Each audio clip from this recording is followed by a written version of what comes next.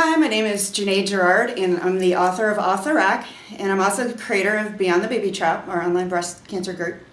And I'm here with Megan Tull, which I'm so happy to have her here. She's a life and wellness coach. She's also a Pilates instructor and expert, and great to have a life coach to talk to. I know a lot of you have been asking why to get a life coach. Could it benefit you in some way to move forward after treatment? And so I thought this was the perfect example to bring somebody on that has that skill set, and she's the perfect person for that.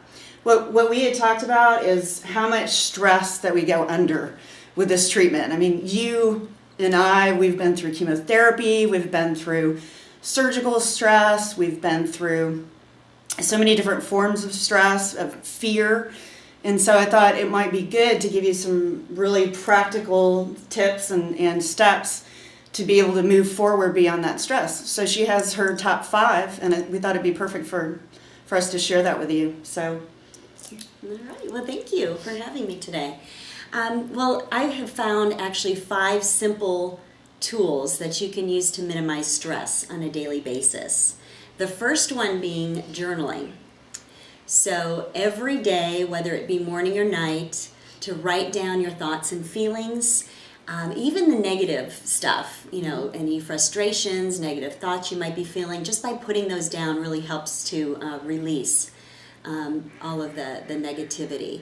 And then focus on all of your goals and dreams and everything in your life that you want to achieve, and write those thoughts down. And the most important thing is to really engage in the feeling of how you would feel when you achieved those goals and dreams, and write that down. That's very powerful. So that is the first one. Do you suggest that daily, or what do you suggest? Absolutely. Make a habit of it. Either sometimes morning is better for people, sometimes before they go to bed is better. It doesn't matter, just as long as you do that daily. Okay. So the second one is meditation. Daily meditation, preferably in the morning with this one to get your day started off right. So you want to find a quiet, relaxing spot. My favorite spot actually happens to be my front porch, but it's going to be different for everybody. So you want to go in that spot and sit there and close your eyes, and then take some deep cleansing breaths. Breathe in for the count of 5, hold it for 3, and then breathe out for the count of 5. The cleansing steps really help to relax you. So you want to do that 3 times before you start thinking about whatever it is you're grateful for in your life. Your friends, your family, your career, your health, all of the things that are important to you. Because this will help put you at a peaceful, blissful state. Mm-hmm. Then you want to focus on what it is you want to accomplish that day. And then you want to envision yourself having a productive, successful day. And that will really help to start your day off right. I know that's hugely important, and I've talked to my group too about how you incorporate that with your vision board, mm-hmm. and incorporate your meditation with that. Those are great ideas. What else do you have? All right, the third one is exercise. Exercise is extremely important, and I would suggest 5 times a week if you can. But exercise is a great way to release tension. Mm-hmm. It also will help you feel great, and will also help you build confidence in the way you look, which is so important. And you could run, you could walk, you could go to the gym, you could do yoga, or my favorite, which is Pilates. Mm-hmm. So that's up to you what you want to do. Just do something. Mm-hmm. That's great. I've noticed that with exercise, I really feel like it's almost like a low-dose antidepressant to get those endorphins going, and to get moving again is hugely important, even if it's slow in the beginning. I love the fact that you do Pilates, and I have a lot of curiosity about that. And but even that stretching, and breaking up the a lot of us have the scar tissue, and so the more you can stretch and bend and start moving those muscles again, the less atrophy you have with that. Absolutely. It really will help with the strength and flexibility and balance, which not only will help you get through in recovery, but just long term, keeping you healthy and keep your spine healthy as you get older is so important. Mm-hmm.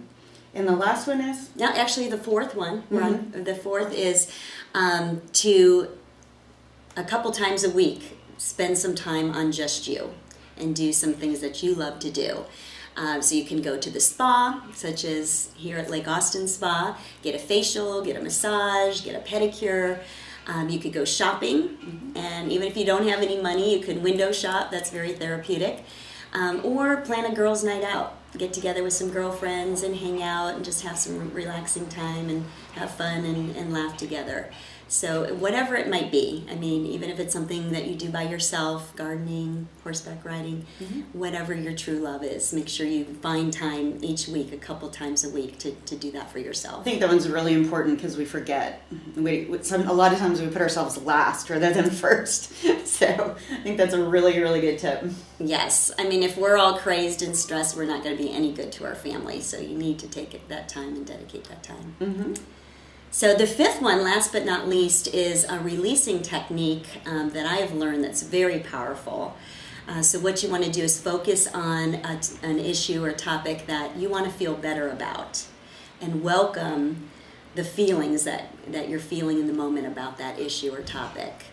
And then ask yourself these following questions. Step 1, what is my now feeling about this topic? And step 2, could I allow myself to welcome this feeling? Step 3, could I let this feeling go? And step 4, am I willing to let it go? And step 5, when? So this is an invitation for you to let go now.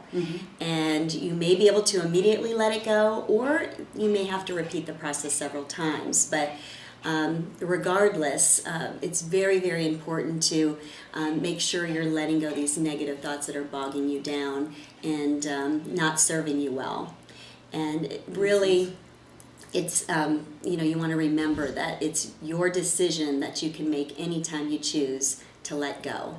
And it's really that simple, just a matter of doing it. Right. I love that technique, and I love that idea because I know that many times we feel like we're carrying these burdens, and just to get lighter, and to, really take care of yourself. I think that's a really important mental exercise. And how often do you recommend doing that? Is that daily as well? It depends on the person and how they let things bother them. So whenever you're feeling that you have an issue that you're not feeling good about, or a certain feeling, somebody ticked you off at work, or your spouse is getting to you, or your kids, or whatever it might be, you can just take a few minutes to go ahead and use that releasing technique to let it go. That's great advice. Well, we really appreciate Megan spending some time with us and allowing us some different techniques to relieve our stress, and her information will be on this video if you'd like to contact her about her coaching and or her Pilates information. So thank you so much. Thank you for having me, Janae. Appreciate it.